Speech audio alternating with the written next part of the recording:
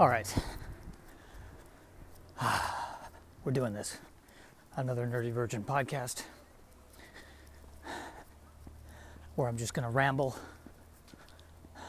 with less than optimal sound quality while I'm walking through the streets of Burbank in the middle of the night. Possibly about to be attacked by coyotes. I tell you this, I'm walking in Burbank in the middle of the night. I walk past this house. There's a coyote just sitting on the front lawn, just, chilling. I'm pretty sure the coyote owned the house. I think it was the coyote's house. I think they'd moved in. It's paying a mortgage.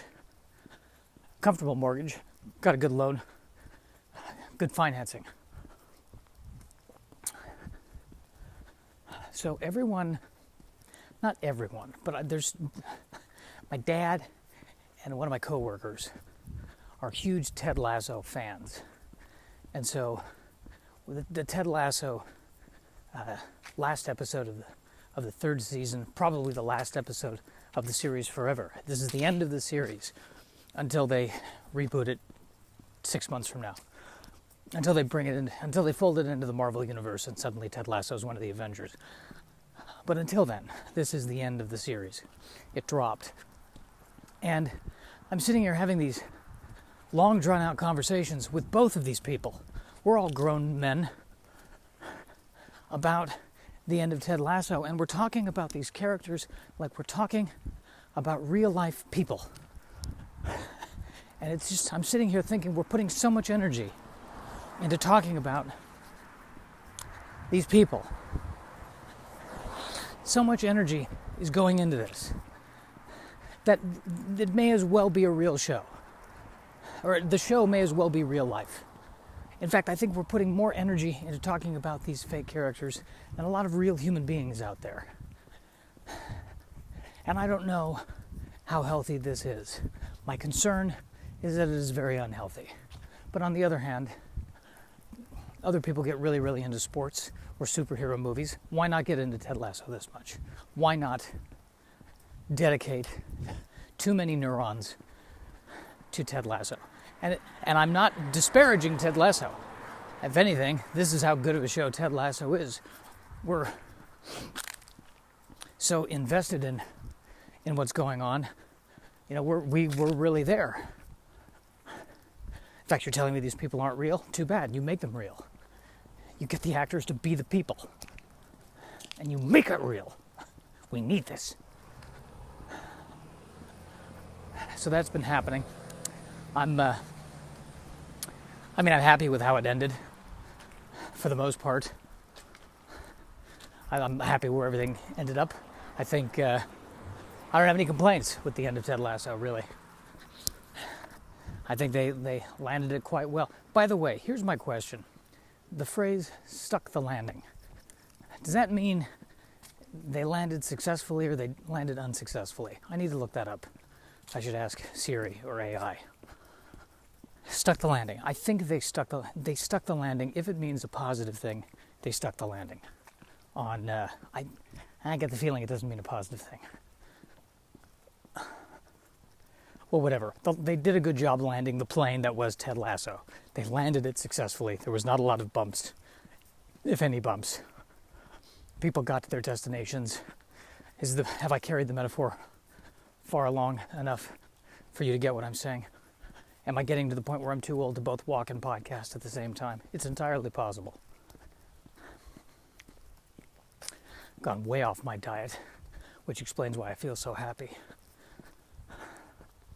I was at the Vail Comedy Festival, and Vail's got a lot of nice restaurants. Vail is very frou-frou, very, a lot of money, very high-end. Very high-end at the Vail Comedy, and in Vail. Vail, the way I describe it to people, it's like if you took a quaint alpine ski village in Switzerland and gave it to Steve Jobs and said, here you go, do something with this. My understanding is that the streets in Vail in the winter are heated. The outdoor streets heated in the winter in Vail. And I think if you don't like your hotel room, you just need only swipe to the right and a new hotel room will suddenly appear. I think that's how it works. At least in the on season. We were there in the off season. I learned some things about myself, about my father on this trip. First and foremost, I learned I need my own room. I need my own room. I thought I would save money and have the two of us spend the night. And that was a disaster. My father was snoring. He snored the whole night. And then I woke him up and said, "You're snoring." And he said, "Okay." And he turned over and he stopped snoring for 15 seconds and then started up again. And then in the morning, he said, "Why didn't you wake me up?" And I told him, "I did wake you up." And he said, "No, you didn't." And I said, "Yes, I did." And he said, "You really have to wake me up." And I'm going, what kind of inception I'm sorry, did I wake you up from one reality but not the reality? Is that what we're talking about? And the conversation kept going around in circles. He kept saying, "You never woke me up." And I'm like, "I did wake you up." Now I'm wondering, maybe I didn't wake up. Maybe I was imagining it. I can't say. Point is, I got another room, and then things were fine.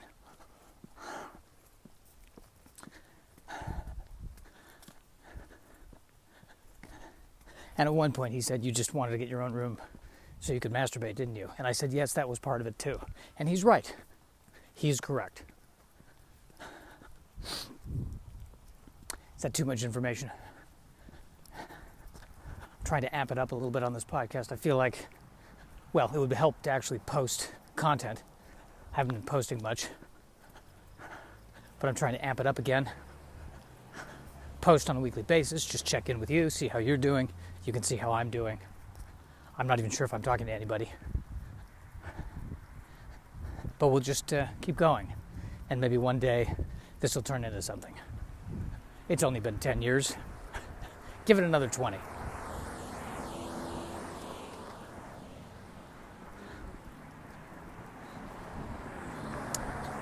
All right, well, we covered Ted Lasso. We covered the trip. And Vail. I was trying to be more of an adult. So I told my dad, I'll cover dinner. I'll cover the meal. And he said, "Well, we'll trade off." And I said, "Okay, we'll trade off." And what ended up happening is that I covered lunch and he covered dinner. And dinner was way more expensive than lunch. So I kind of grew up, but didn't. That's what happened there. That makes me feel like a real slam bang success.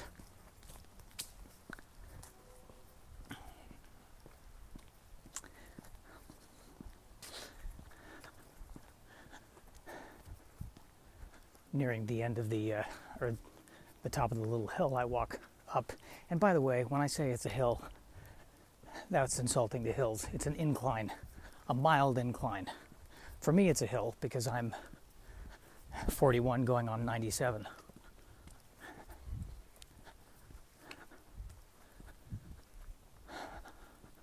Trying to be more in the world of stand-up. I felt like I was kind of battling between two energy levels. One energy level was more high energy, and the other energy level was I'm sitting on the stool and I'm being more contemplative. And I was reminded today by the owner of the club when she said, your job is to entertain people. And I went, yeah, you're right. You're right. It is about entertainment. Blast. So I need to stand up from the stool and be a bit more present, a bit more animated. And I think what I need to go for is I need to feel like I'm releasing something. I think that's when it's at its best. Not forcing. When I'm releasing the emotion of how I feel, that's when I think it works the best for everybody. I feel good. The audience feels good. We're all in a good place. Release. Not force, but release.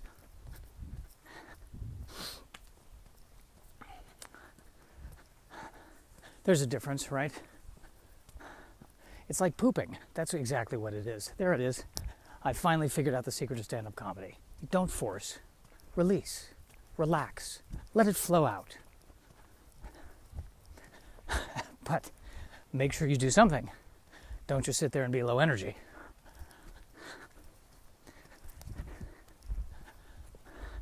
And even this podcast, the same thing. Release. Release, Josh. What do I want to say? What do I want to get off my chest? I am walking up to a chair that's in the middle, not in the middle of the street, but on the side of the street. Not near any house. There's a chair. It's just a chair. I think I need to take a picture of this thing.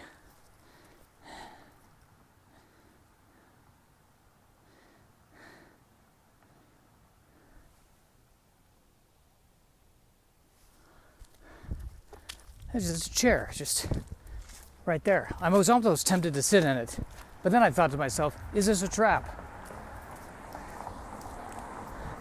I don't know where the desk is that goes with the chair.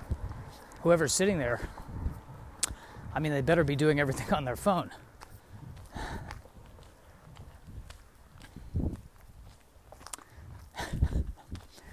But, it's certainly you don't have an office, I guess your office can be wherever you want it to be. Maybe that's what that means. That's the lesson there. I need to be careful because I injured my foot. And I hate being that guy who's getting older, who's complaining about getting older, which is what everybody does when they get older, and all the aches and pains. But I just want to point out, I hurt my foot. I don't quite know how I did it. I think I stepped wrong. And now there's the slight pain on the top of the foot. I was informed by someone that this is called the metatarsal. I have done something to the metatarsal. I've jostled the metatarsal. The metatarsal, my right metatarsal, your left. My right, your left. My metatarsal is not feeling particularly good this evening. And yet I'm still walking. I am trying to literally walk it off. Maybe that's a bad idea. We'll find out. I'm just trying to burn some of the calories that I ate today. My diet has not been good. My cholesterol, probably not good either. It's all a disaster. It's all an absolute disaster. I keep running into depression. The depression, my depression, is what's keeping me down. Oh, interesting. The more I get into doing this podcast, the deeper it goes. And now we're getting to the good stuff. I'm in my own way. I'm getting in my own way. I'm allowing my depression to stop me from doing what I want to do. So I have to be resolved that if I am feeling depressed, I need to move through it and keep going. So that's what I'm going to do. I have to move through the depression and keep going. And I'm feeling better now that I'm talking through it. I'm feeling much better about that. Much better. I got to remind myself that stand-up is a conversation, not a performance, and to have the conversation versus reciting, which is what I felt like I was kind of doing over the weekend. So, all in all, a good place. Did 3 open mics today. 2 of them felt good. 1 of them felt iffy. I was just focused on the people who were not laughing. That's what bothered me. They were tuned out. But I stayed high energy, which is good. Now the next step is, how can I get them all on the same page? By being super present. And how can I do it without saying, oh, you're not laughing?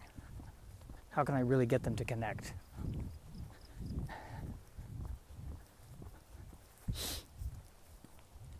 I think this is the next step for me. They say that depression is anger turned inward. Maybe what I need to do is I just need to turn my anger outward. If I'm depressed, I just need to go scream at somebody. But who deserves it? So many people. So many people deserve it. That's not true. No one deserves it. Everyone deserves love. We all deserve to be loved. Don't we? Isn't that something?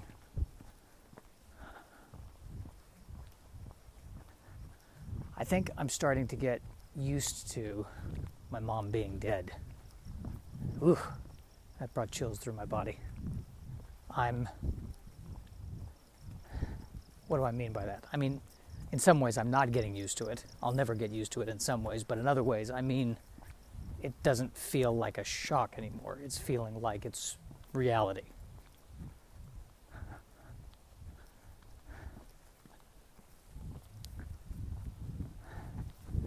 Because I think there was a time where I'd wake up and go, oh right, she's gone. But now it's settling in, the reality of it. I'm feeling more at peace about it though, because I genuinely think that she was not well. I know she was not well in her final days, but I mean she was not. I think she was in a lot of pain, and now she's not, and I feel good about that. I think it was good that it ended when it ended. So now we must move on and go from there.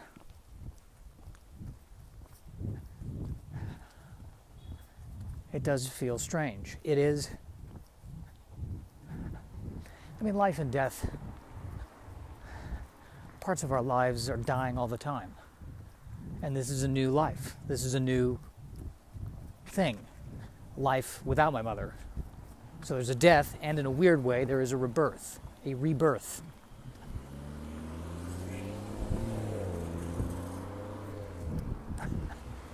Namely, there's not going to be somebody there to call me out on my bullshit. I'm going to have to do that myself. Or just continue to bullshit myself. So I've got to keep at it. Got to keep at it.